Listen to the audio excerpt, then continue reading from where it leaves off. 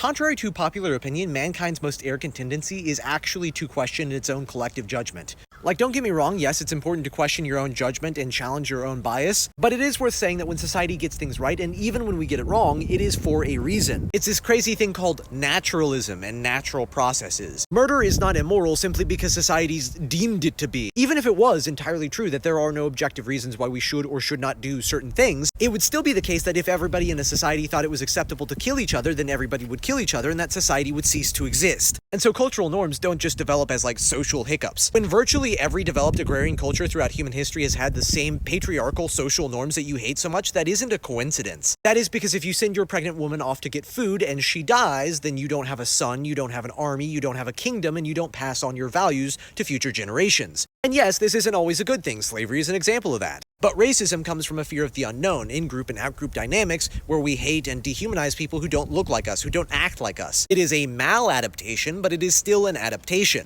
So it's incredibly arrogant and ignorant to just ignore social and biological evolution and look down your nose at traditional values as if they are just opinions made up by mean old dead patriarchs. Like, yeah, social values can be wrong, but more often than not, they're right and have stood the test of time.